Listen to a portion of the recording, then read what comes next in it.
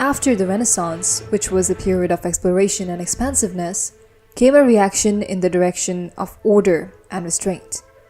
Generally speaking, this reaction developed in France in the mid-17th century, and in England 30 years later, and it dominated European literature until the last part of the 18th century.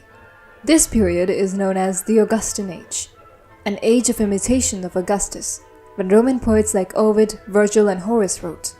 The age of Augustus, which lasted from 43 BC to 18 BC, was known as the Golden Age of classical literature, and this was then mimicked back into 17th century England. I talk more about the Augustan age in my lecture on the Augustan age, which you can find here. But in this lecture, I talk about the literary dictators of this age, Alexander Pope. Along with Alexander Pope, Samuel Johnson and John Dryden were also writing. In fact, Pope was the second best satirist after Dryden. Alexander Pope's quality of work has far crossed his contemporaries, and he was the master of the closed couplet style, where he would say a lot by speaking very less.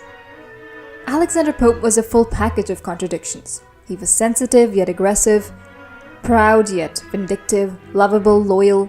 He was a great satirist and moralist. He stooped to truth and moralized his song. He used poetry as a great instrument of moral improvement and believed that satire was his most effective weapon to destroy corrupt customs and to expose the wicked. Pope belonged to the school of Juvenal. His lofty and declamatory moral tone was in the manner of Juvenal. Satire was his element, and he excelled in satirical compositions. To know more about the various forms of satire, have a look at this lecture. Pope was a great satirist. The satire was his element, and he excelled in satirical compositions. In fact, he was so good that John Dennis, in his monumental book, The Age of Pope, remarks that Pope, as a satirist, excelled all other English poets that ever existed. His earlier works like Essay on Criticism and The Rape of the Lock clearly reveal his satirical vein in his mind. This is very profound in his later poems, which are completely satirical. His moral essays, Essay on Criticism, Essay on Man, talking about human nature and morality to vindicate the ways of God to men, the prologue, the epilogue, the Dunciad, which is divided into 2 books, criticizing his contemporaries, etc., are some of his famous works. Why did Pope become a satirist though? There are 3 particular reasons for that. First, his physical deformity. His physical deformity was perhaps the greatest cause that made him a satirist. He could never enjoy the blessings of health. If he had enjoyed all the pleasures that health offered to man, he would not have been a rapid castigator of the foibles and weaknesses to be found in fine spirits.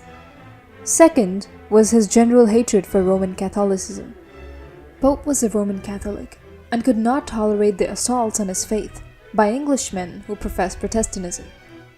The inhibitions and restrictions imposed on Roman Catholics in his times also annoyed him. They were persecuted and harassed by a cruel legislation. They were regarded as the representatives of evil principles in politics and religion. They were not entitled for any public career and could not occupy any position of honor and authority. They were heavily taxed and were prohibited from acquiring any property. No Catholic could become the King of England. Pope's anger was aroused against the Protestants, and he expressed it through his satires. The third reason is Pope's suspicious nature. His irritable temperament also made him a satirist. He had no confidence in anyone. He met a series of intrigues, trickeries, and deceptions in his life and wanted to take revenge. Most of his satires were motivated by personal malice and enmity. In the Dunciad, he satirized a number of scholars of his time because of his personal enmities with persons who attacked and denounced his character and poetic works. The aim of his satire was to give pain to those who had caused affliction to him. Frederick V. Bogle argues that Alexander Pope's verse satire, especially his use of heroic couplets in classical form, creates a tension between the formality of poetic control and the aggression of satire. In other words, he uses polished classical poetic form to contain and justify a moral attack, but the very elegance of that form sometimes undermines or disguises the violence of what he's saying. Pope also often writes from a moral high ground.